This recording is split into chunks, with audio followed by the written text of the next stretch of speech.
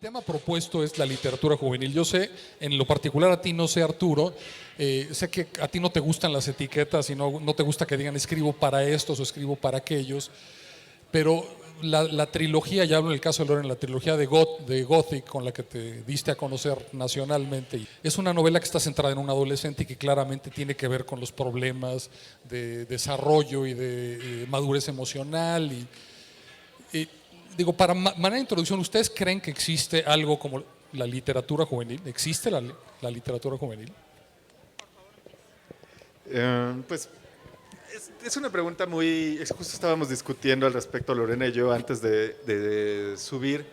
Existe una categoría comercial que se llama literatura juvenil, infantil y juvenil, que además generalmente parece que van de la mano y nada que ver, en realidad, pero que o sea, puedes encontrar una sección, ¿no? En las librerías de literatura infantil y juvenil.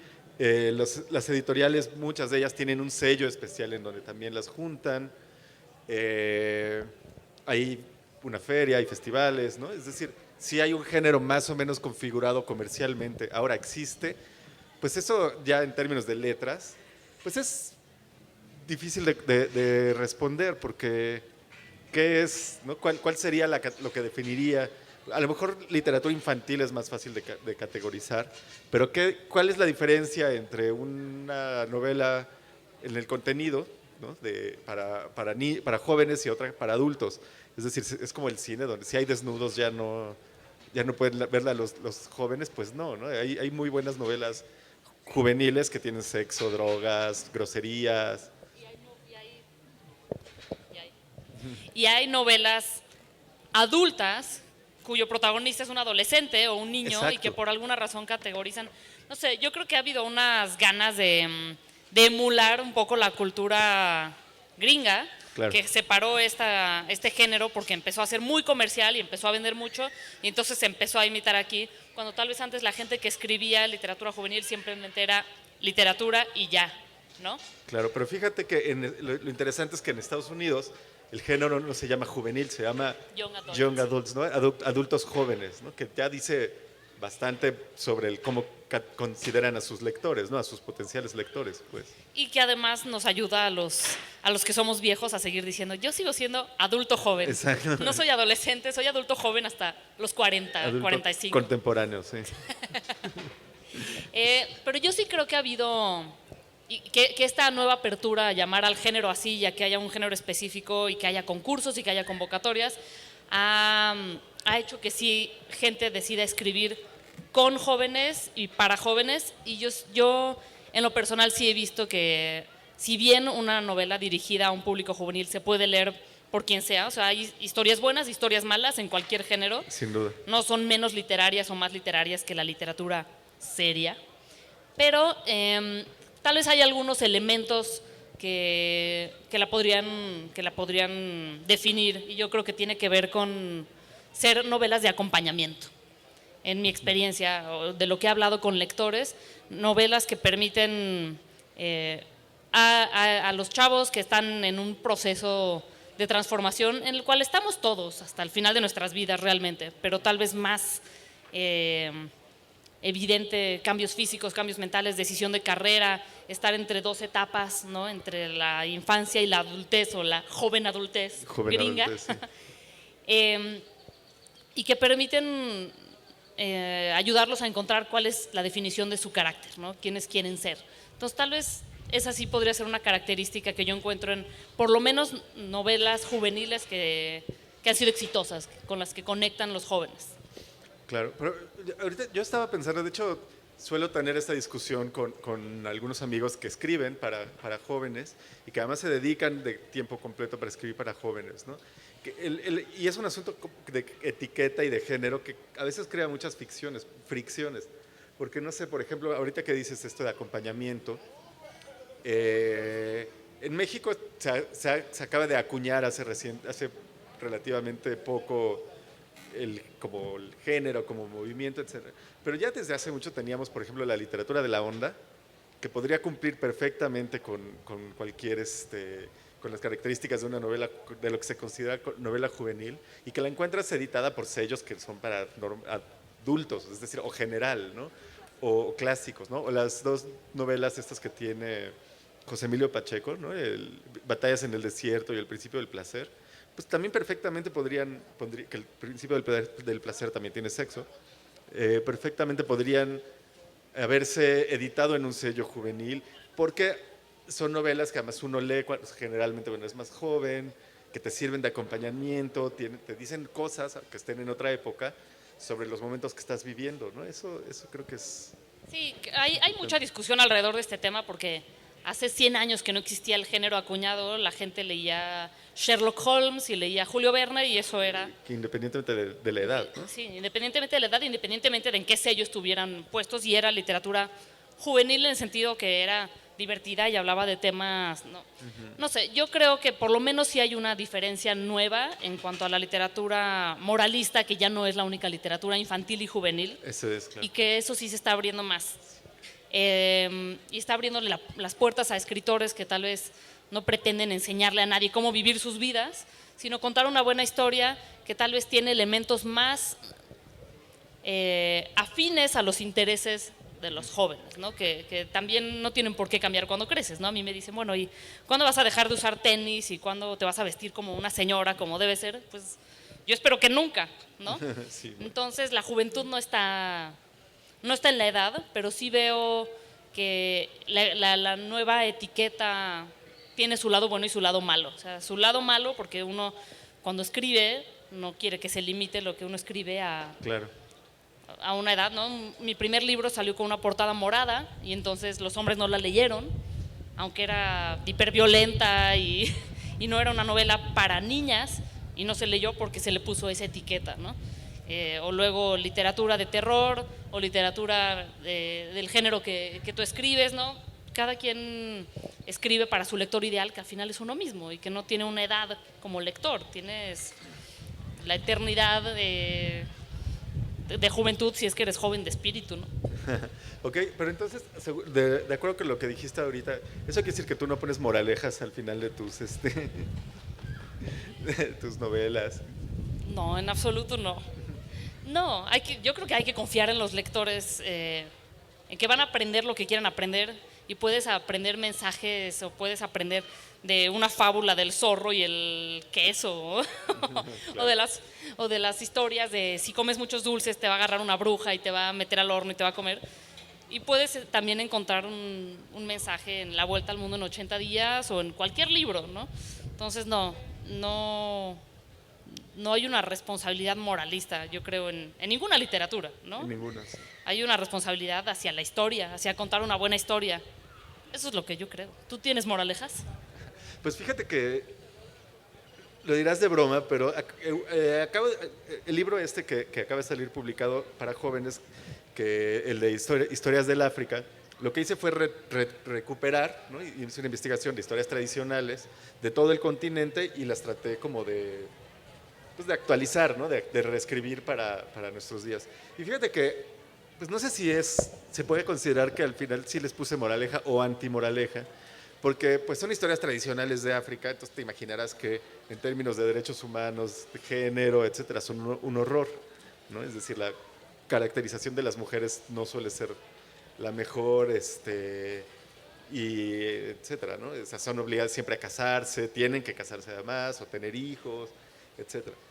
Y una de las cosas que hice sí fue transformar esto, ¿no? O sea, sí le di la vuelta como para que estuvieran un poco más de acuerdo a nuestros días, ¿no? Y a la situación, a México, etcétera. Entonces, en algún sentido creo que podría considerarse que les puse que les puse moraleja, pero bueno, no podía evitarlo, ¿no? Ni modo que...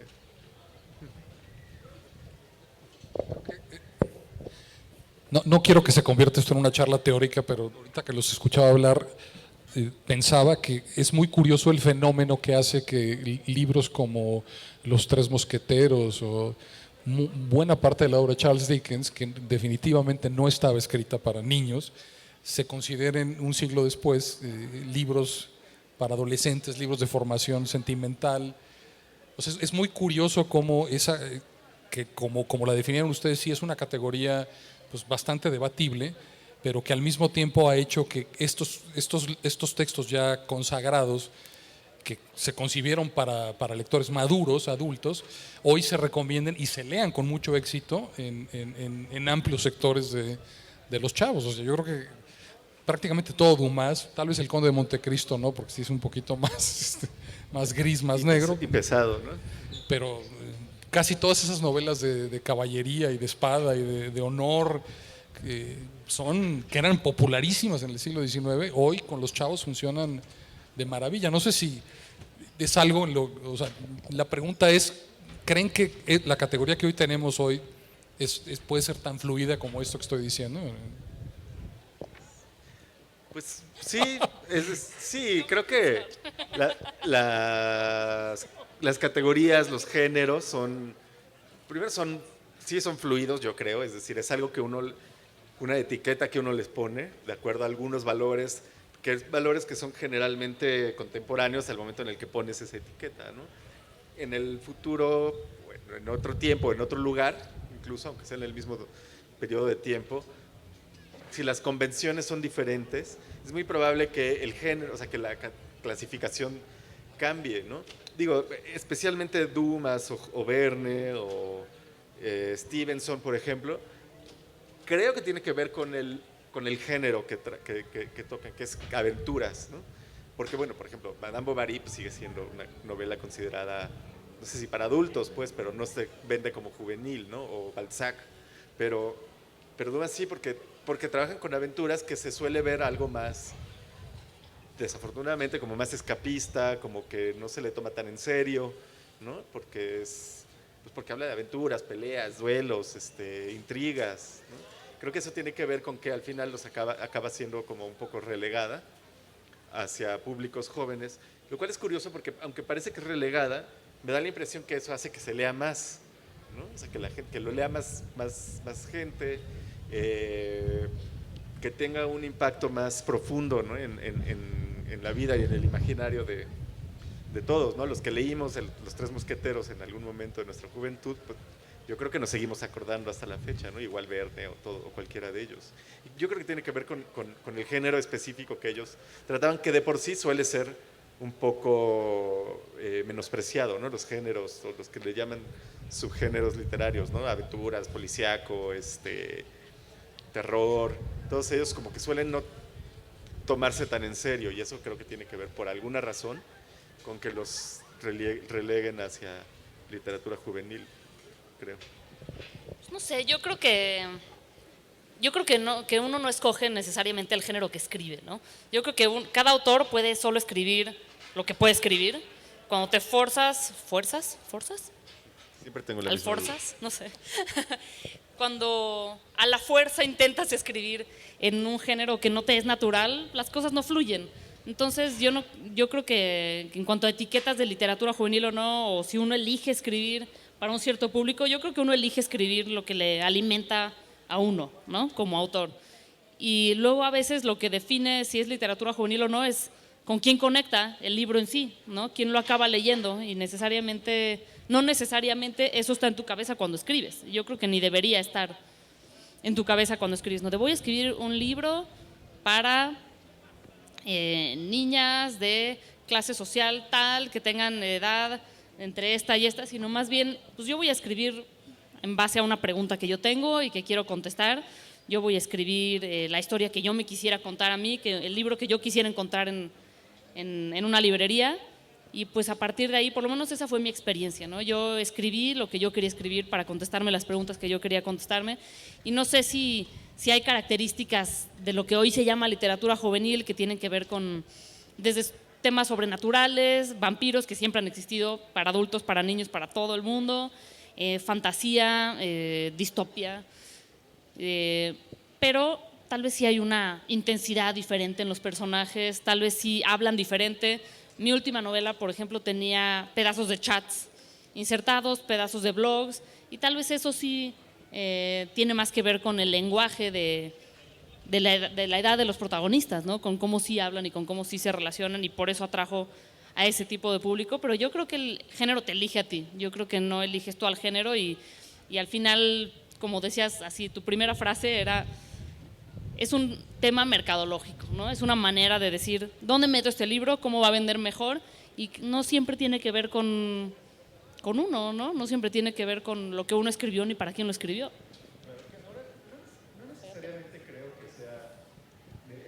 Algo malo, este enfoque comercial, ¿no? Mira, finalmente yo creo que sí logra que llegue a la gente, ¿no? Y que se lea y que se coloque en los lugares donde se puede leer, me parece que puede ser algo positivo, que es algo que yo creo, y lo decías hace rato, bueno de este nuevo boom de literatura juvenil, que ha habido, que con este boom ha venido acompañado de una muy fuerte promoción a la lectura, ¿no? Y eso creo que es bueno, pues siempre. Sí, aunque yo siento que seguimos teniendo ciertos atavismos de generaciones anteriores en donde vender es malo. Exacto. Como si los escritores tuvieran que, no sé, que hacerlo comer qué o vivir de qué, ¿no? Y ganar dinero para los artistas es malo. Y esto directamente hace que la literatura juvenil se vea como menos valiosa o como más corrompida o como más prostituida simplemente porque está siendo más comercial. Claro. Y eso a mí me parece terrible. Yo me parece que todos los artistas tendrían que tener derecho a vivir de su arte si es que su arte le aporta a la comunidad, a la gente, a alguien. Y que sí, yo estoy de acuerdo. Creo que este nuevo boom está haciendo que no nada más que más jóvenes pierdan miedo a leer porque tal vez ven temas más afines o un enfoque mercadológico más afín a sus intereses, pero también creo que es necesario que todos como escritores cambiemos nuestro chip de que no, a mí no me interesa.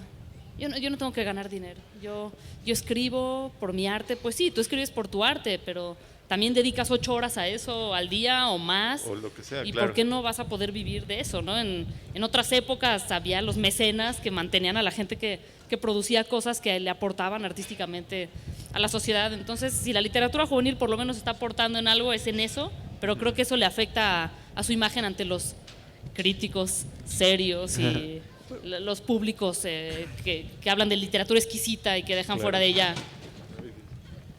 A alguien no le gustó lo que estábamos Sí, ¿verdad? Pero bueno, imagínate cuántos lectores ha creado, por ejemplo, Harry Potter o Twilight, ¿no? Es decir, y que mucha gente los ve como literatura menor, comercial. ¿Y cuánta gente no los ha leído? ¿Y cuánta gente ha empezado a leer gracias a esos libros? Pero el argumento es, si no hubieran existido estos libros, hubieran leído otra cosa. Y yo creo que más bien, no, para nada. Yo he tenido discusiones de literatura juvenil con autores serios, elegantes, de literatura exquisita, con los que acabo peleándome a gritos porque me dicen que antes, cuando yo era joven, yo leí Dostoyevsky, yo leí, bueno, qué bueno, tú sí, tal vez el otro 90% no, y tal vez ese 90% va a acercarse a leer gracias a que está encontrando títulos con los que se relaciona más, ¿no? Claro, sí, yo tuve un maestro de literatura que decía que es un milagro que haya sido finalmente, que haya estudiado literatura, porque el primer libro que le recomendaron una tía cuando era niño era el libro del buen amor. Entonces dice que fue un milagro, porque obviamente no pudo leer nada, fue un milagro que haya querido seguir leyendo después de eso, ¿no? Y digo, es una obra maestra, es un gran libro, no para cuando tienes 10 años, ¿no? Y entonces, bueno, esa es parte de la discusión, pues, ¿no? Por cierto, hace rato que dijiste, Drácula es otro gran ejemplo de un libro que no fue escrito para jóvenes y que ahora se promociona especialmente, ¿no? Como para ese público, ¿ya leíste ¿no? Crepúsculo y quieres ahora sí leer de vampiros? Exacto. Ahora lee Drácula. Sí. Y no, en su época era un libro para la sociedad victoriana, morbosa, adultos, ¿no? Probablemente incluso ni siquiera se lo hayan dejado leer a los niños, ¿no? O a los jóvenes. Si tú lo lees, es un libro complejísimo. Es un libro complejísimo. Con personajes complejos, con narradores paralelos, con metáforas de la época. Epistolar, además, que es un género más difícil todavía para acceder, sí. Sí, pero sí hay todavía un repudio, ¿no? Hacia la literatura que acerca a los jóvenes, y no digo a la mexicana, que apenas está empezando a florecer y la están empezando a escuchar y a tomar en serio, y los mismos jóvenes a buscarla, ¿no? Sí. Que muchos jóvenes que leen literatura catalogada como juvenil dicen, no, yo solo leo en inglés, ¿no? He oído esa mucho, no, yo solo leo en inglés, o yo leo puros autores gringos o ingleses, porque todavía no ha habido tanta oferta aquí. Creo que ya empieza mucha gente que tenía estas historias guardadas y decían, no, pues, ¿quién las va a leer, no? Si no son para adultos, no sé, no había este nicho específico a donde podías mandar eso, a un concurso, a una editorial, a un sello específico, ¿no? Claro. Bueno, y ya una mesa, por ejemplo, o una sesión pues, que hable de literatura juvenil, que no sea en una feria dedicada a literatura juvenil, ya es algo también, ¿no? Sí, Digno gracias. Sí. Gracias. Ya es algo digno de mencionarse, sí, de verdad. Aunque lo hacemos más como un pretexto, digo, no nos interesa tampoco contribuir a las la literatura categorías, juvenil. sino simplemente tratar de convocar diferentes públicos. Yo creo en las etiquetas en la medida en que nos ayudan a, pues sí, a engañar un poco a la gente, a que vengan. Y que cuando digo gente quiero decir jóvenes, quiero decir adolescentes, que yo sí creo, y por eso hacemos estas ferias y veo muchos jóvenes, y yo sí creo que hay adolescentes leyendo más que antes. O sea, por lo menos yo viéndome como adolescente en mi generación, yo era de los raritos. En un salón de 35 de Sayer Hagenbeck, que es más o menos de mi generación, éramos 2 o 3 personas de 35. Y hoy sí creo, viendo a mis sobrinos, yo no tengo hijos, pero tengo sobrinos, pues de ese salón de 35 yo, así mi cálculo de dedo, yo diría que una tercera parte por lo menos, 10 de esos 35 chavos están leyendo. Y están leyendo los Juegos del Hambre y Harry Potter y Juegos de Tronos. Pero luego van a leer cualquier otra cosa, ¿no? El chiste es que ya son lectores. Eso es lo que debía de quitarle el miedo a estas generaciones anteriores que repudian tanto este tipo de literatura, las sagas, todas las series que están de moda. Y dicen, bueno, yo soy lector de sagas, a mí no me mires. Soy de la generación anterior y soy lector de sagas y todas me las devoro. Esta es una saga, no lo tengo, de un escritor que escribe sobre las ciudades. Bueno, ¿me lo estás regalando, Paco? Ha escrito sobre Nueva York, Moscú, París, no lo he leído, pero bueno, el personaje de esta novela que es maravilloso es París, entonces bueno. Sí. Yo creo que un elemento que ha aportado mucho y ha cambiado mucho es, sin duda, Internet, ¿no? El fenómeno que hemos hablado antes de booktubers, de adolescentes, o bueno, no adolescentes, jóvenes y ni siquiera tan jóvenes. Bueno, ayer estuve en un encuentro de booktubers y les preguntaba, ¿hay una edad para ser booktuber? Y me decían, no, también hay gente grande que lo hace. Hay un booktuber de 30 años y yo tengo 34, yo no soy grande. Pero lo que quiero decir es, Internet ha abierto muchísimas puertas, ¿no? Y también le hemos temido mucho y decimos, ahora en vez de leer están metidos en la computadora. Yo siento que, como todo, es una herramienta que tiene dos caras y veo que las redes sociales y sobre todo esta comunidad de booktubers, de jóvenes que leen y hablan de sus libros en YouTube y comparten su pasión por el libro que les gustó y se lo platican a la gente de una manera muy casual, y que son como, ellos no se definen ni siquiera como críticos literarios, sino como recomendadores de libros, ¿no? Como contagiadores de pasiones. Creo que esto también ha hecho que haya un fenómeno nuevo de lectura que yo cuando era adolescente nunca me hubiera imaginado, ¿no? Que gente que se dedica a leer y a hacer videos de leer sean celebridades. Era como el sueño, ¿no? No, claro, en diciembre en Guadalajara me tocó con una de, o sea, verla, ¿no? Pero no la conozco, una que se llama Fa, que parece que es así como... No parece. Iba a decir, no, pero Fa, es como o sea, ir a... Fa, que es como... Iba a decir que era como ver pasear a Britney Spears, pero eso delata mi edad también. Porque o sea, no había manera de acercarse, pues, ¿no? Y había montones de escritores por ahí que nadie pelaba, caminando, y en cambio la promotora de la lectura, que estaba rodeada por hordas de jóvenes que querían su autógrafo, preguntarle, que les firmara, le dedicara los libros, pues que recomienda. Sí, Es un ellos fenómeno, decían, es un gran estos fenómeno. booktubers ayer en el encuentro decían, es que para mí es muy raro firmar los libros de autor. Yo no escribí el libro, pero pues sí, me dicen, tú me recomendaste ese libro y me cambiaste la vida, ¿no? Y también ha habido grandes polémicas con el tema de los booktubers, justo por lo que dices, de cómo es que los booktubers que se dedican a recomendar libros son más famosos que los autores en sí. Y yo creo que hay que verlo como una alianza increíble, como un fenómeno increíble de estas nuevas redes y estos nuevos medios siendo utilizados para promover la lectura y para contagiar gente y para quitarle lo ñoño a la lectura, ¿no? Yo también era la ñoña que leía y era la única, ¿no? Igual en mi grupo, y fue muy solitaria mi infancia porque no había cómo conectar con nadie. Y hoy, en cambio, conectan a través de las lecturas y a través de las lecturas se crean relaciones y amistades entrañables, ¿no? Estos chavos son una comunidad de veras cercana de gente que vive hablando de libros y que ese es su trabajo. Claro. Pero además, fíjate, justo con los booktubers puedes ver algo que creo que está relacionado con lo que hemos dicho de la literatura juvenil y cómo está considerada, que es este atavismo que todavía queda de los adultos de menospreciar a los jóvenes, ¿no? Como alguien que no sabe, que no puede hablar porque no tiene experiencia, ¿no? Esta frase de, tú no estuviste ahí, ¿qué vas a decir? ¿No? Es decir, que esas ganas de descalificar necesariamente a los jóvenes se ve muy claramente, bueno, en la literatura juvenil, pero en los booktubers. Han salido un par de notas, por ejemplo, sumamente virulentas en contra de los booktubers, de críticos, denostándolos primero porque son muy malos críticos, cuando no son críticos y ellos mismos no se asumen como críticos, como tú bien dices.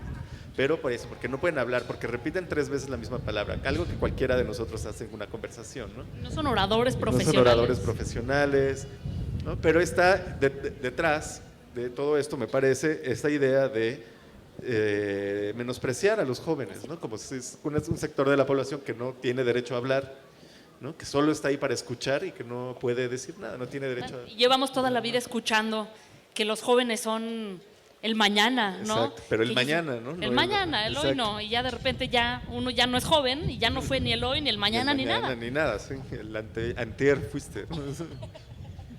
Sí, yo también leí esas notas y de hecho me fue muy interesante este encuentro. Eran 8 booktubers de diferentes partes de la República y decían que una de las características principales de su trabajo en los videos es que no hablan casi de libros que no les gustan. O sea, no van a sentarse a destrozar un libro porque Claro. a ellos no les gustó. Si no les gusta, no hablan de ese libro. Hablan del libro que sí les gustó, porque lo que quieren es promover que la gente lea un libro. No buscan destrozar o alimentar su propio ego destrozando el ego de alguien más, Ser que es un inteligentes, poco el pasatiempo de algunos críticos, ¿no? Destrozarle la carrera a alguien y divertirse escribiendo un dictamen terrorífico en donde le destrozas a alguien 10 años de trabajo porque tal vez a ti no te gustó. Sí, ¿no? o porque hiciste una lectura sumamente superficial, además, ¿no? Como suele ser. O no. Pero, claro, O de no, acuerdo. puede ser que tengas razón, pero estos chavos no se venden como críticos literarios, se venden como alguien, me gustó este libro y quiero compartírtelo. Claro. Y suena muy ingenuo y suena muy lindo, pero los he conocido en persona Sí, sí. y es cierto, porque además no están vendiendo nada. Bueno, muchos de ellos, como Fa, que tiene más de 1 millón de seguidores, puede que ya hagan dinero con sus videos en Seguramente, YouTube, ajá. más del Y que hacemos nosotros patrocinios. con nuestros libros. Claro. Pero son líderes de opinión. Son líderes de opinión y creo que también se les denota por su juventud, Por su como juventud, dices. sí. Y por su ya son más exposición, ¿no? lectores que mucha gente, ¿no? Y porque además tienen más vistas que muchos de los críticos que estás mencionando, ¿no? Que tienen muy pocos lectores, digo, como no por ellos en general, porque hay pocos lectores, pero al contrario de los booktubers, que tienen montones de vistas. Y fíjate lo interesante del fenómeno, que llevamos los autores hablando de los promotores como 10 minutos, ¿no? De booktubers, porque así de poderosa está siendo pues esa manifestación, ¿no? Y como de Es que un sorprendente. poco aquí estamos ahora en el rol de promotores, ¿no? Claro. Promotores de la lectura, un poco, y esa sería mi siguiente pregunta, decirles a ustedes, la educación sentimental, o sea, ¿cuáles son, por qué leer? Pues, ustedes escriben, pero primero fueron lectores. ¿Por qué leer? O sea, ¿qué es lo que un joven tiene que saber sin pensar que, yo digo, somos parte de esta asociación civil y creemos, yo creo que los libros tienen un poder enorme, pero tampoco creo que son mágicos, ¿no? O sea, leer no te hace inteligente, por ejemplo. Yo conozco mucha gente que lee como loco, abogados, por ejemplo, que leen páginas y páginas y páginas y son unos pitecantropos, son unos seres humanos realmente subdesarrollados emocionalmente. Entonces, digo, en lugar de yo Que contestarle... no han leído la Biblia. Por ejemplo, que dicen que leen la Biblia, pero no toda. Exacto, solo unos pedacitos. Pero sí, por ejemplo, con ese fin de continuar con esa idea de cómo los youtubers son promotores porque contagian su entusiasmo, ¿ustedes qué podrían decir a este público de por qué tendrían que leer ellos, ¿no? como jóvenes. Yo creo que uno lee para no sentirse solo, ¿no? Creo que es una de las razones. Y es la misma razón por la que yo empecé a escribir, para no sentirme sola. Y la otra es porque no te conformas, porque en algún momento de tu vida te das cuenta de que estás en una ciudad hablando un idioma con una línea de tiempo muy limitada y que tienes una vida corta, estrecha y insignificante en comparación a todo lo que podrías conocer, ¿no? Entonces yo creo que leer te da una inmortalidad que nada más te la puede dar. Puedes vivir las vidas de millones de personajes, bueno, por lo menos de miles, si lees muy rápido, millones no sé, pero por lo menos de miles de personajes y experimentar cosas y abrir tu cerebro y transportarte. Suena muy cliché, todo el mundo lo dice, leer es viajar, pero sí, leer es viajar, leer es irte alimentando el cerebro y irte formando un diccionario de experiencias y de vivencias que tal vez no vas a tener la oportunidad de vivir en carne propia, ¿no? Y que tal vez no podrías ni siquiera, ¿no? El tema de la fantasía, el tema de las civilizaciones inventadas, de, no sé, el Señor de los Anillos, no nada más, no podría yo haber viajado a India y, no sé, vivir las experiencias de un libro acerca de vivir en India. Nunca hubiera podido imaginar la Tierra Media, nunca hubiera podido imaginar los elfos, y entonces ya de repente estoy ahí y estoy viviéndolo y estoy siendo inmortal, ¿no? No me conformo con mi propia vida, quiero vivir muchas más vidas. Entonces yo diría que son esas dos cosas, ¿no? No estar solo, o sea, poder transitar calles transitadas por otros, poder compartir ese mismo libro, no solo con el autor, sino con otros lectores, y no conformarse, ¿no? Vivir muchas vidas en vez de solo una pequeñita y ya. Bueno, yo tengo que confesar que yo no creo que nadie tenga que leer, ¿no? Es decir, no creo que sea una obligación. Creo que es perfectamente válido si alguien decide no leer, no le gusta, si prefieren jugar videojuegos o ver fútbol. Creo que también no leer es un derecho, pues, ¿no? Porque luego denostamos también a la gente que no lee, que tiene derecho. Si a alguien no le gusta leer, pues no lean y está perfecto. Ahora, no estaría yo aquí si no creyera, si no quisiera recomendar, que si no creyera que es una mejor opción leer, ¿no? Es decir, ¿y por qué? Pues creo que hace no mucho leí un libro de Stephen King en el que habla sobre cómo escribe él, ¿no? Que es un libro bastante bueno. Stephen King, otro autor menospreciado y relegado a veces como para jóvenes, ¿no? O para género. Pero decía una cosa... Para aeropuertos. O para aeropuertos. Y es genial para aeropuertos, ¿eh? De eso sí me consta. No, él decía que para él escribe porque él cree que la literatura enriquece la vida de las personas. Y me parece que tiene toda la razón. Es decir, como bien decías, Lorena, leer nutre tu mundo, ¿no? Nutre tu mundo de ideas, de imágenes, de lugares, de experiencias, de conceptos, de personajes, de sentimientos, de razonamientos que probablemente no tendrías si no leyeras, ¿no? Y creo que es eso. Yo creo que leer enriquece tu vida, definitivamente, y pues también un poco esa es la razón por la que yo escribo, ¿no? Por tratar de alguna manera de enriquecer la vida de alguien, que, bueno, eso es creo que un gran propósito, pues, ¿no? Y creo que sí, la vida es mucho mejor si lees. Ahora, también recomiendo que la gente lea lo que le guste, ¿no? Es decir, si van a agarrar un libro, que sea algo que les guste y que disfruten, pues. Yo creo que ahí está el meollo del asunto. Claro que hay derecho a no leer, bueno, todo el mundo tiene derecho a hacer o no hacer lo que quiera, pero yo creo que simplemente es cosa de tener la paciencia de encontrar lo que te gusta leer. Sí. Porque hay historias para todo y hay géneros para todo, y simplemente es tener la paciencia o quitarse el miedo de agarrar un libro, ¿no? Que es lo que muchas veces nos pasaba en la adolescencia por los libros que nos obligaban a leer, ¿no? Eso es, claro, la escuela muchas veces te vacuna en contra de leer, ¿no? Y luego fíjate que creces y retomas y decides leer algún libro de los que te dejaban en la escuela que decidiste no leer porque te daba mucha flojera, y a veces encuentras cosas muy buenas, pero sí, hay momentos en los que no necesariamente es el libro que necesitas leer, ¿no? Y sí, yo también creo que hay un libro para todo el mundo, ¿no? Si hay un libro esperándote, que tienes nada más que buscar para encontrarlo, ¿no? Que es el libro que necesitas leer, además en ese momento específico. de tu vida. Sí, yo también lo creo. Sí. Yo creo que leer hace que soñemos mejores sueños, ¿no? Estaba ahorita escuchando a Paco, que él, hablando de todos estos movimientos sociales en España, los puede relacionar a cómo se podría hacer algo aquí, ¿no? Entonces, cuando tú lees y te enriqueces de cosas que han pasado en otro lado, puedes también imaginar cosas que podrían pasar en tu contexto. En un pequeño escenario más íntimo, por ejemplo, si tú no lees historias de grandes amores, ¿no? Tal vez no puedes imaginar que esos grandes amores existen y tal vez no vas a esperar que eso te puede pasar a ti.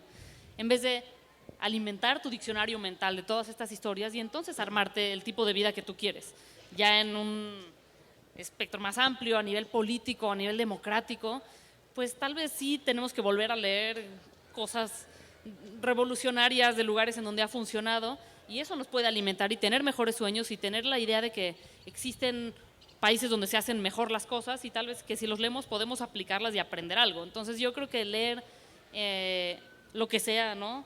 Las noticias, historia, biografías, como dices, hay gente que hay libros para todo, ¿no? Yo me acuerdo de una chica que había ido a mi casa y había visto mi librero y me había dicho, pues tú tienes pura ficción, de eso no se aprende nada. A mí solo me gusta leer historia. Yo decía, bueno, pues para mí es igual de ficción Napoleón Bonaparte que el monstruo de Frankenstein. A mí no me consta que ninguno existió, ¿no? Entonces yo voy a tomar lo que a mí me sirve para contar mis propias historias.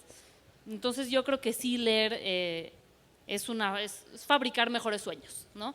Y si decimos que los jóvenes son los que van a construir el mañana, aunque no les demos ladrillos y no les demos nada, pues hay que darles mejores opciones, hay que tratar de convencerlos de que se conviertan en lectores y creo que en ese sentido la nueva literatura juvenil, si se me permite el término, no sé si...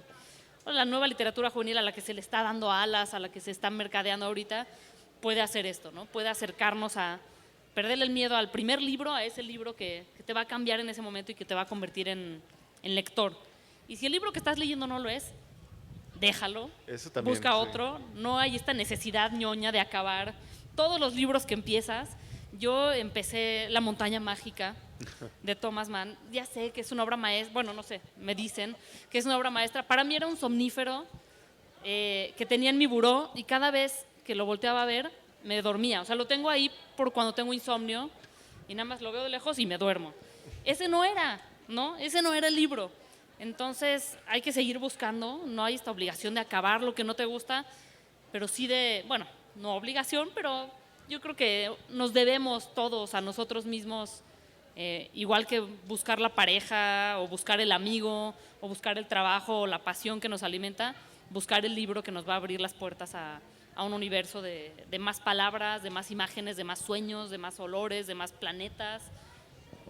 Sí, y fíjate como siempre hay un libro entonces para cada caso. El libro de Thomas Mann era el libro indicado para tener en tu cabecera y que pudieras dormir. Pero el libro por ocasión. No, pero sí, exacto, es una... sí, creo que, digo, repito, no creo que haya una obligación de leer, pero es una invitación para que lo intenten, ¿no? Quien no lo lee y quien ya lee, pues hay que seguir, ¿no? Y podamos discutir y hablar entre libros. Los libros también, eso es parte del chiste, ¿no? Que dan para discutir, para socializar, ¿no? También puede ser un acto social la lectura, ¿no? Creo Sí, que ya es más que nunca, sobre exacto. todo en redes sociales, ¿no? Así, exacto, Hay claro. una nueva red social en la que te invitan a que mientras estás leyendo el libro pongas un emoticon, un emoji, una carita de la emoción que sentiste en cierta página. Esto me hace sentir feliz, esto me hace sentir triste. Y entonces te dicen, pues mira, tienes un alma gemela literaria, porque esta mujer en Australia leyó el mismo libro que tú y en la misma página se sintió igual que tú. ¿Las presentamos? Y entonces de repente se pueden hacer estas alianzas literarias que tal vez soñábamos nosotros cuando no teníamos con quién hablar de libros, ¿no? ¿Tú crees que hay temas específicos para hablarle a los jóvenes? No, yo no creo que haya temas específicos en general para hablarle a nadie, pero y no creo que, es decir, hay este manejo también de una serie de temas encasillados para jóvenes, pero no, yo creo que la literatura juvenil puede hablar de cualquier cosa. Pues sí, de cualquier cosa, no creo que haya ningún Te tema específico. pregunto porque tú también escribes literatura infantil, ¿no? Sí. Y yo en alguna ocasión había platicado con una autora de literatura infantil y decía que hay una regla para la literatura para niños. Les puedes hablar de lo que sea, les puedes hablar de la muerte, les puedes hablar de monstruos, les puedes hablar de fantasmas, de lo que quieras, pero al final no les puedes robar la esperanza, ¿no? Y esa era como una regla de dedo, ¿no? Que es injusto robarle a los niños la esperanza con las historias que les cuentas. Y entonces me preguntó alguien, ¿y a los adolescentes sí se les puede robar la esperanza o no? Pues te diré que no estoy de acuerdo con lo que dijo esta persona y te voy a poner un ejemplo. Una de las historias de mi niñez que más presente tengo y que más se me quedaron fue La Sirenita, pero no la película de Disney, sino el cuento en donde se convierte en espuma, donde nunca se queda con el príncipe que quería, donde caminaba y cada paso sentía como que se le enterraban 200 cuchillos y al final se mata, ¿no? Decide sacrificarse la sirenita y pues sí, no veo cuál esperanza puede haber ahí, es decir, más allá del sacrificio, ¿no? De la buena acción que tuvo este personaje, pero no veo ahí un final esperanzador.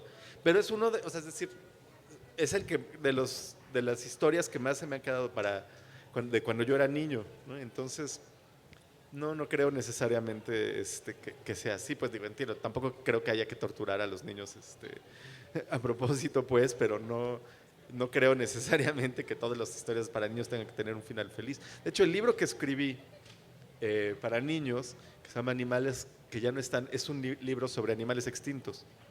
Que obviamente no pongo ahí la tragedia de cuando se mueren ni nada, pues, pero no es un libro necesariamente esperanzador tampoco en ese sentido, ¿no? Y me parece igual de importante, pues, hablar de eso con los niños, yo creo. Pues a mí me parece que muchos de estos cuentos que nos leían cuando éramos niños sí tenían una intención didáctica y lo que querían era no solo quitarte la esperanza, sino quitarte las ganas de comer dulces, de hablar con extraños, de ir a visitar a tu abuelita con panquecitos en el bosque y de todas esas cosas. Creo que había una intención didáctica, pero hoy hay mucha literatura también infantil subversiva, Sí. que también le habla a los niños como, yo leí un libro que se llamaba Cómo domesticar a tus papás, ¿no? Y era como la guía de cómo hacer que tus papás hagan lo que tú quieras, ¿no? Y los papás se lo compran a los niños, ¿no? Aunque pues no les va a salir el tiro por la culata. Claro. Pero parece sí es esperanzador como cuando eres niño. De que se puede. De que se puede. Se puede domesticar. O puedes tener hijos y luego tú hacerles la vida imposible. Yo creo que leer lo que sea, no sé con qué sensación te quedaste tú con La Sirenita. Tú dices que se te quedó grabado, pero por una razón positiva o por una razón terrible. No, bueno, era terrible lo que le pasaba a la pobre, la pobre sirena, pero se me quedó grabado por la sensación que tuve en ese momento de entender justo esto, que no necesariamente la vida tiene finales felices, ¿no? Cuando era niño, otra de las historias que también se me quedaron, yo era gran lector del Hombre Araña, y entonces en algún momento compré un cómic y vi en el cual el Duende Verde mataba a la novia de Peter Parker, ¿no? Gwen Stacy. Es una historia muy vieja. Y entonces lo común, cuando eres niño y lees cómics, en esa época, hoy ya no, hoy ya las cosas están muy desvirtuadas, pero en esa época lo común era que ibas y al mes siguiente o a la semana siguiente, mágicamente algo pasaba que revivía, ¿no? Es decir, nadie muere permanentemente en los cómics, esa es una regla, pues. Pero con esta mujer nunca no sucedió. O sea, la mataron y la mataron. Y entonces es una manera también de aprender, ¿no? No nada más a no comer dulces, es un aprendizaje de vida también ese fue mi primer acercamiento con la muerte, pues, ¿no? Con el concepto de la muerte. O sea, alguien que ya no regresaba del número siguiente de los cómics, pues. Pero tal vez el mensaje ahí es no te metas con ningún enmascarado porque te van a matar. Probablemente ese sea un mensaje muy importante de vida, ¿no? Pero lo que quiero decir es que también hay otras maneras de aprender que no tienen que ser positivas y que además creo dejan una huella mucho más profunda en ti, ¿no? No sé cuál sea tu experiencia al respecto, pues. Yo sí estuve de acuerdo con el concepto de que no hay que robarle a los niños la esperanza. No quiere decir que tengan que tener finales felices ni que no sean realistas las historias, pero que sí quede algo a lo que aferrarse. ¿no? Para mí la historia de la sirenita que hablas también, a mí también me la contaron cuando era niña y a mí me pareció horrible y me pareció que el mensaje era, si te enamoras de alguien fuera de tu ecosistema, no se vale. Probablemente ese era el Y- mensaje que hayan querido poner, ¿no?, los autores. Pero entonces creo que cuando la moralina está tan presente, bueno, no sé, no es que deje de ser literatura, porque entonces los cuentos de Andersen y todo eso dejarían de ser literatura y Exacto. no lo dejan de ser, pero yo sí tengo cierta irritación a mí sí me irritan esas historias. También existe la del cisne, ¿no? Claro. Que al final también se vuelve cisne y no puede volver nunca a vivir en la tierra como humano porque se enamoró del equivocado. Entonces, como además me parecen medio misóginas todas esas historias en donde las que acaban fregadas son las mujeres convertidas en cisnes o convertidas en espuma de mar. Por ejemplo, vi que había una obra de teatro que se llamaba El Sirenito Ah, sí. y era una parodia porque era absurdo pensar que un hombre dejaría de ser lo que es para estar con una mujer. La Claro. mujer es la que tiene que perder a su familia, la mujer es la que tiene que perder su voz para poder estar con el superpríncipe. Entonces creo que los valores que traen la mayoría de esos cuentos infantiles ya chole, entonces ya... No, es absolutamente cierto. Y eso es, digo, supongo que se puede entender, o sea, más bien se puede explicar por el contexto histórico en el que fueron escritas, pero es totalmente cierto. Y eso fue lo que te decía hace rato que hice en el libro de África, ¿no? Justo como los valores son un horror, ¿no? Es decir, en términos de género, hasta de derechos humanos, pues, ¿no? Entonces, bueno, me di a la tarea de transformarlas, ¿no? Porque si no, pues no tenía ningún sentido repetirlas, me parece, pues, ¿no? Y seguir Sí, perpetuando eso. En una ocasión, yo escribo en un periódico digital y con otras dos de mis compañeras escritoras decidimos hacer una columna en conjunto en donde tomábamos cuentos infantiles que eran absolutamente misóginos y los volteábamos. Y era, en vez del fantasma de la ópera, la fantasma de la ópera, el bello y la bestia y Rapunzelo. Y cuando volteas los roles, se vuelve tan absurdo. Sí, sí. El fantasma de la ópera, que es una de mis historias favoritas, se trata de un psicótico stalker que se enamora de una chavita mucho más joven que él y que la va persiguiendo y siguiendo y siguiendo y haciéndola creer que es su mentor para finalmente secuestrarla, dejarla bajo tierra y acostarse con ella. Y entonces cuando yo lo volteo y es la fantasma, pero para nosotras, es que tan romántico y le escribe música y es hermoso y cómo no se quedó con él y la música. Y cuando lo volteas y pones a una mujer deforme persiguiendo a un hombre, creo que ningún hombre quiere a esa mujer atrás. Ningún tenor maravilloso y guapo quiere Claro. tener a la fantasma de la ópera detrás, ¿no?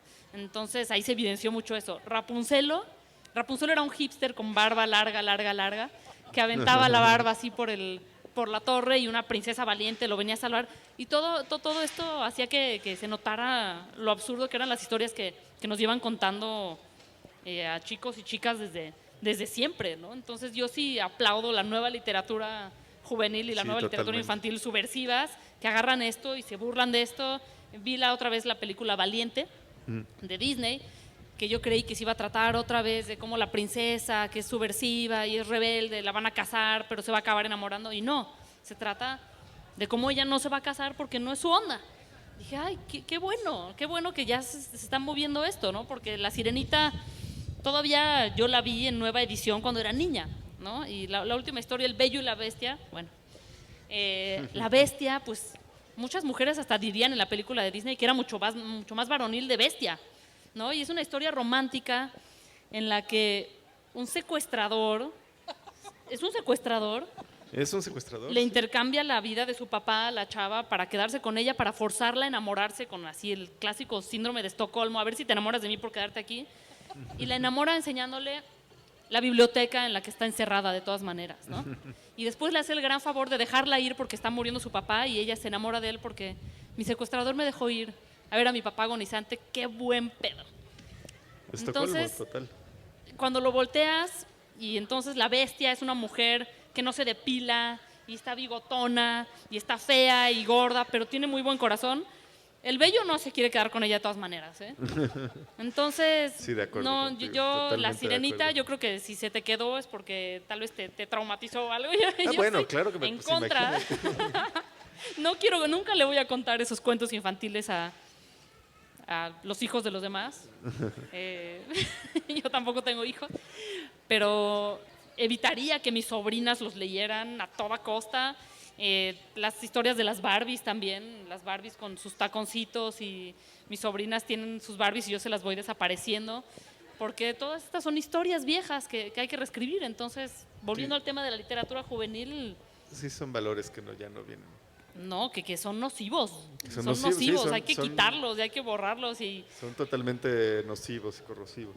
Pero creo que en la literatura juvenil ahora, por lo menos hay un intento de cambiar eso, ¿no? De tratar, darle otro tratamiento a los temas en general, ¿no? Y creo que es muy positivo también. De reflejar además, de reflejar más las experiencias de los jóvenes, pues, ¿no? Digo, siempre habrá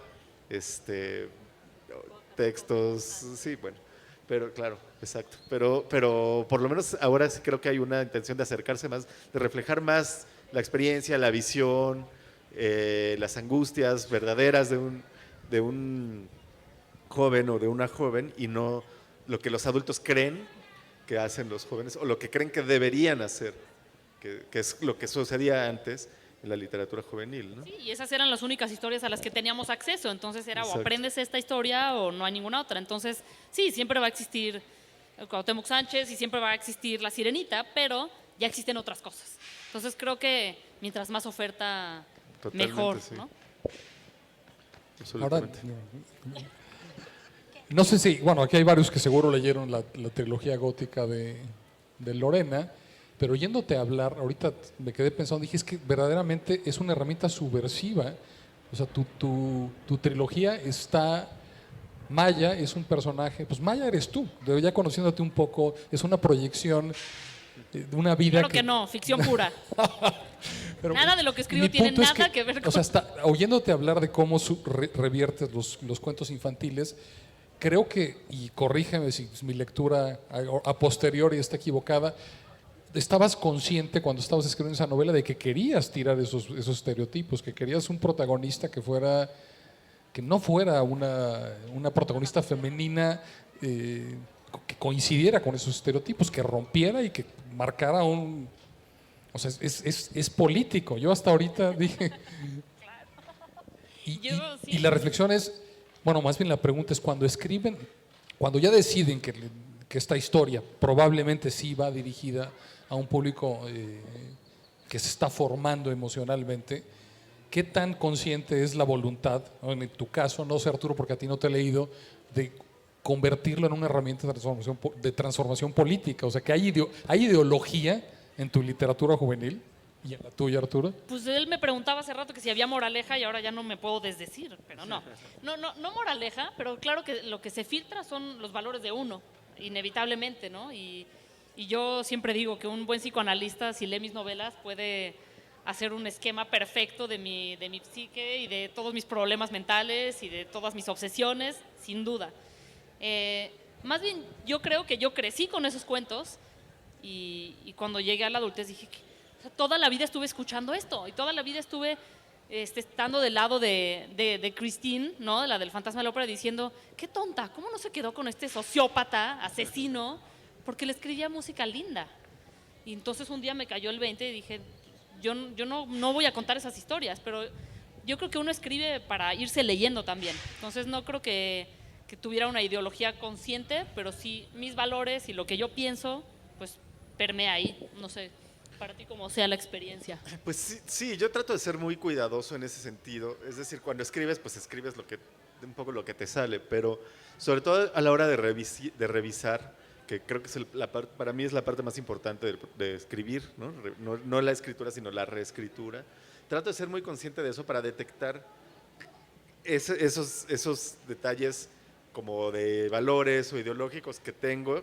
O sea, no para eliminarlos o para reforzarlos, sino porque creo que la literatura no debería o no está para reforzar las nociones y prejuicios culturales que tenemos, ¿no? Sino al contrario, está para contradecirlas, para ponerlas en perspectiva. Y cuando escribes es muy común, sobre todo la primera vez, pues que se te salgan cosas y de repente dices algunas frases que dices, híjole, yo escribí esto de verdad, ¿no? Que no son como justo lo que tú quisieras decir, ¿no? Entonces, en ese sentido, yo trato mucho de fijarme, ¿no? De detectar dónde estoy yo cayendo ya en prejuicios o en cosas, ese tipo de detalles para transformarlos, ¿no? O pues para darles la vuelta, ¿no? Porque creo que se trata la literatura de justo de eso, ¿no? De contradecir, de provocar, de poner a pensar a las personas, no de mantener pues el status quo, ¿no? Creo que es sí creo que eso es muy muy importante. Y bueno, sí, obviamente mis creencias y ideologías, etcétera, se vuelcan ahí. Está una novela que acaba de salir hace poco mía, pues está llena de ciencia, está llena de escepticismo y está llena de razonamiento científico porque pues un poco soy yo, ¿no? En ese sentido, aunque el protagonista no soy yo tampoco. Y sí me preguntan que si es una biográfica, no es. Y sí está ahí, ¿no? Es decir, todos los valores que yo tengo sí están ahí. Y sí, y además están ahí de alguna manera intencional, pues, ¿no? Sí, yo creo que está bien que estén ahí. Bien, Yo creo claro. que esté bien, no nada más está bien, sino que es necesario habitar las novelas, ¿no? Nosotros, darles nuestro, no sé, nuestro aire, nuestra alma, porque si no, los personajes no tienen alma, ¿no? Claro. El alma que pueden tener los personajes es la nuestra. Y otra cosa que se filtra mucho en las novelas y que también yo no lo limitaría nunca es el lugar y el momento en el que están escritas. Tuve una plática muy interesante con una autora cubana que se llama Wendy Guerra y que me dijo, ¿y tú qué escribes? Le dije, no, pues yo escribo literatura para jóvenes, pero hiperviolenta. Y yo creyéndome muy original, yo escribo muy violento. Y me dice, sí, así escriben todos los mexicanos, porque viven en un lugar hiperviolento, ¿no? Entonces creo que eso también se filtra y creo que eso hace que sea, ¿no?, una novela de su tiempo, de su lugar y que eso la haga más valiosa, ¿no? Está hablando como de toda una época, aunque hable de vampiros, o aunque hable de otros planetas, o aunque hable de Claro. lo que sea. Sí, de acuerdo. El libro de África, justo el contexto es una narradora de historias que llega a una aldea, que era una práctica común, a contar historias.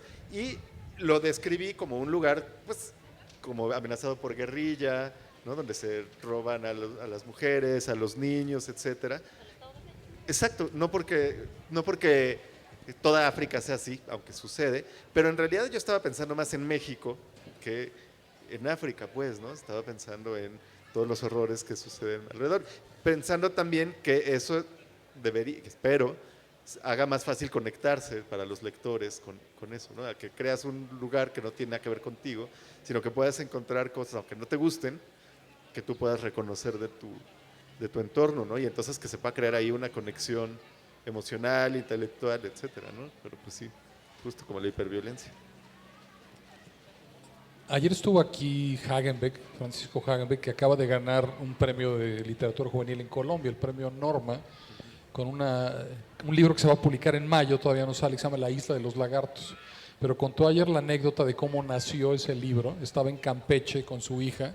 Campeche es una ciudad, no sé si la conozcan, está en borde del mar, está completamente amurallada y era una ciudad que era permanente, en la época colonial era asediada por piratas, ¿no? Estaba con su hija debe tener 11 o 12 años y le estaban contando estas historias y se voltea y le dice a su papá, oye, ¿por qué no escribes un libro importante, papá? Entonces, ¿y cuál es ese libro importante? Y le dice, pues un libro de piratas de piratas contra dinosaurios. Y se quedó. Pero la idea se le quedó y la desarrolló. Se puso a investigar los piratas, Lorencillo, el cráter que acabó con los dinosaurios en Yucatán y empezó como que a encontrar una puerta de entrada y pues salió este libro que no he leído pero que ganó. Qué maravilla. Y mi pregunta sería, ¿cómo nace una historia para ustedes? ¿Pueden contar una anécdota a lo mejor sobre cómo ha nacido uno de estos libros que han escrito? Pues justo así, creo, uniendo ideas que a veces parece que no tienen nada que ver. Mi novela que se llama Última vez en Plutón empezó más o menos así. Estaba yo investigando cualquier cosa en internet y entonces me di cuenta que la semana en donde se discutió internacionalmente la definición de planeta, que acabó decidiendo que ahora Plutón no es un planeta, sino un planeta enano, sucedió más o menos exactamente al mismo tiempo que en la Ciudad de México estaba el plantón después de las elecciones, ¿no? Con pleno conflicto postelectoral. La avenida Reforma tomada, el Zócalo también, todo crispado, y por el otro lado estaba sucediendo otra discusión crispada a su manera, ¿no? De si Plutón era un planeta o no, cómo definir. Esas dos ideas que en principio no tienen nada que ver, empecé como a unirlas cuando vi que había una puerta de entrada, ¿no? Cuando vi que, por ejemplo, y le contaba hace rato a Lorena, que H.P. Lovecraft, el escritor, también relegado a literatura juvenil, generalmente, cuando escribía, de niño quería ser astrónomo, y escribía y publicaba periódicos que él mismo publicaba con notas astronómicas, ¿no? Gacetas astronómicas, etc. Los cielos de Marte, los cielos de marzo y los cielos de septiembre, etc. Y escribía sobre también la posibilidad de que hubiera un noveno planeta más allá de Neptuno, porque entonces Plutón todavía no se había descubierto.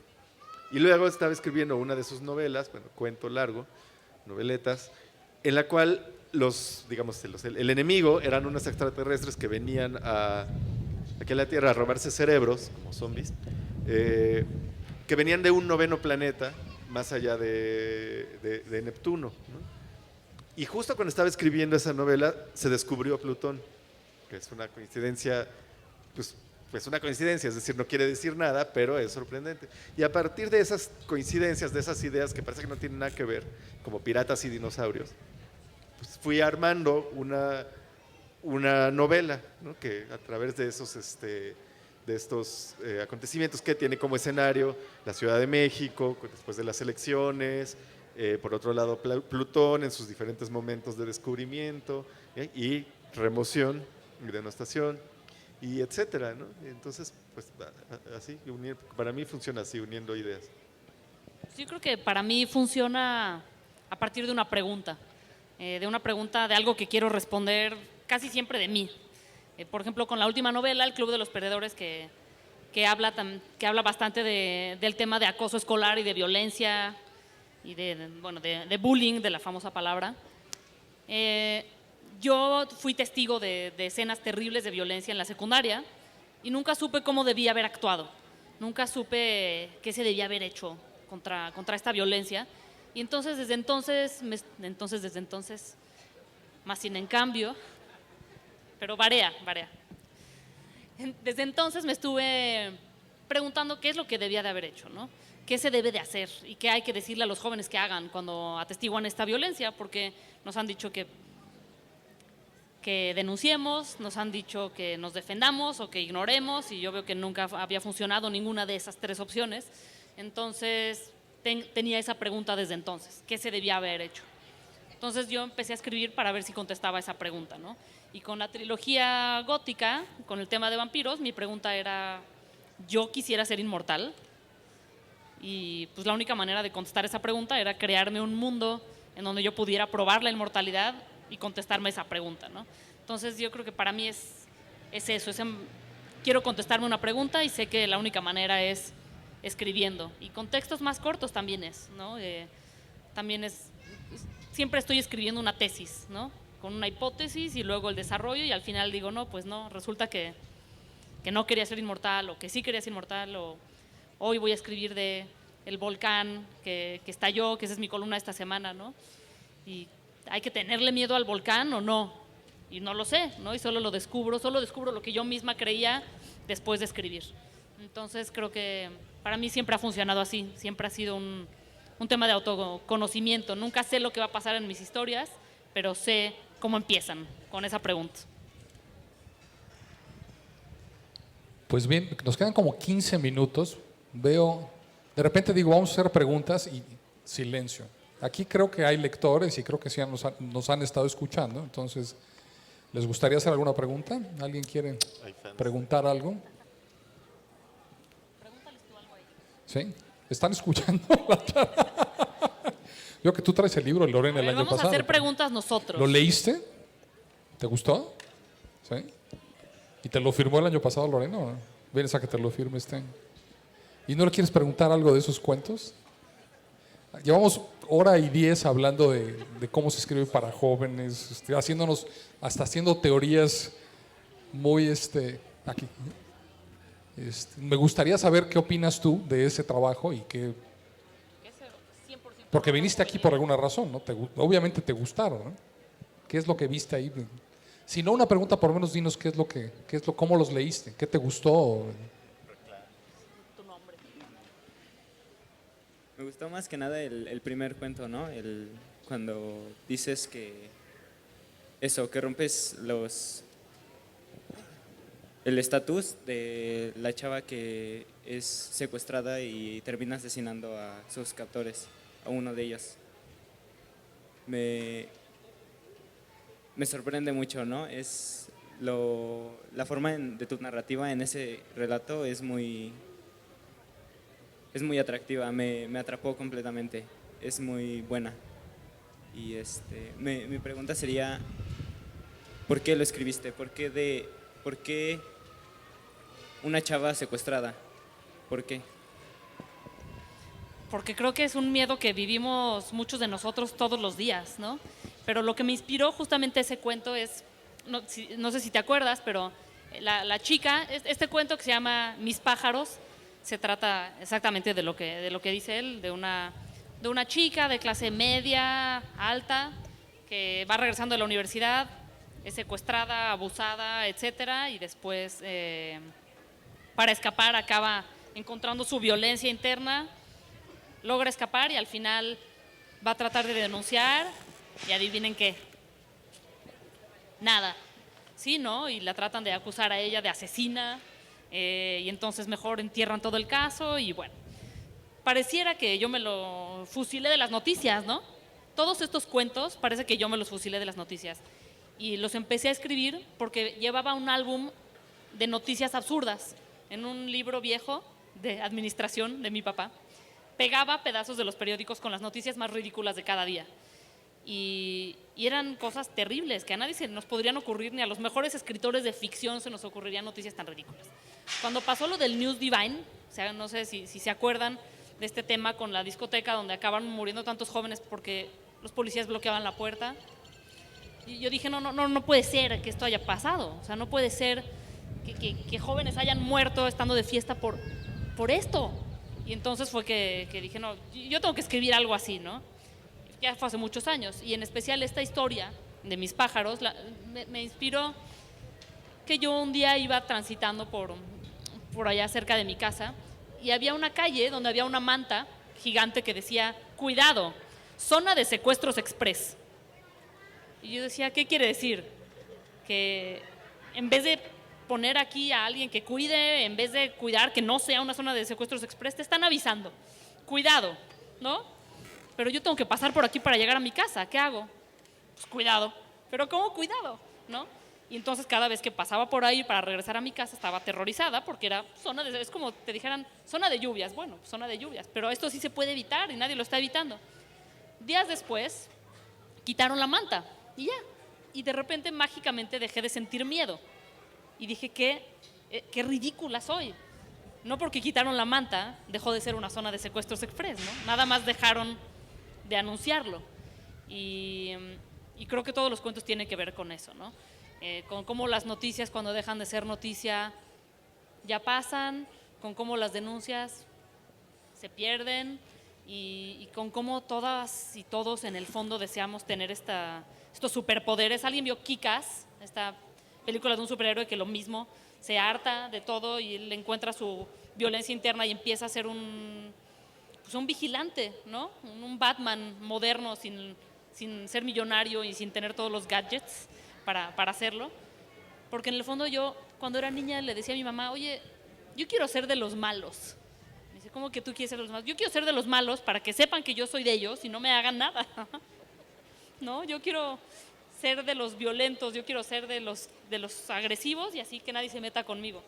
Entonces, en el fondo, cuando ya todos estamos tan violentados que la víctima se vuelve asesina porque es la única manera de sobrevivir. En el fondo era un deseo, ¿no? En el fondo es un deseo de ojalá si me pasa algo yo tenga pues el alambre a la mano, ¿no? Para vengarme. Entonces, todas estas historias que, sobre todo en este contexto, tengo que aclarar que no son literatura juvenil como la conocemos, son cuentos furiosos, ya los leíste. Son cuentos furiosos ante la impunidad, son cuentos furiosos ante el miedo con el que vivimos, que es injusto, y en el que los inocentes nos volvemos violentos, ¿no? Entonces, yo que era una ñoñita en la escuela, la más estudiosita, medía esto, y de repente mis papás leen mis novelas, mis papás leen mis cuentos, mi familia, mis amigos, y dicen, oye, ¿qué onda con estas evisceraciones, con estas decapitaciones, con estos asesinatos? ¿De dónde sacas tanta violencia? Y yo, ¿de dónde? ¿No? De todas partes. Entonces, creo que escribimos también para liberarnos, ¿no? Para contarnos una historia que podría ser diferente, en donde tal vez hay más justicia, ¿no? Y para quejarnos, obviamente. La literatura, las artes siempre han sido una rebelión. Tenía una pregunta ahí, ¿sí? Sí, muy buenas tardes. Esta pregunta sería para los dos. ¿Qué los llevó a ser escritores y cuánto tiempo les tomó para sacar su primer libro al público? Gracias. Yo creo que yo fui escritora desde que me acuerdo, no buena, pero empecé a escribir desde que supe escribir. Los que me conocen ya saben que lo primero que escribí fue poemas de mis platillos favoritos, ¿no? Del espagueti, de las tostadas, y por ahí empecé a expresarme mis grandes emociones acerca del espagueti. Y luego pues vas necesitando contar cosas más largas. En mi caso no me bastaban los cuentos, no me bastaban los poemas, necesitaba el espacio grande de las novelas. Y pues sí diría que escribo desde siempre. Mi primera novela publicada me tomó unos 9 meses, pero antes de eso tuve una novela espantosa que me tomó 7 años y que es una basura. Tengo otra que también es una basura, tengo otras, o sea, no sé, hay de todo. Hay que escribir mucho para poder tirar a la basura la mitad de lo que uno escribe.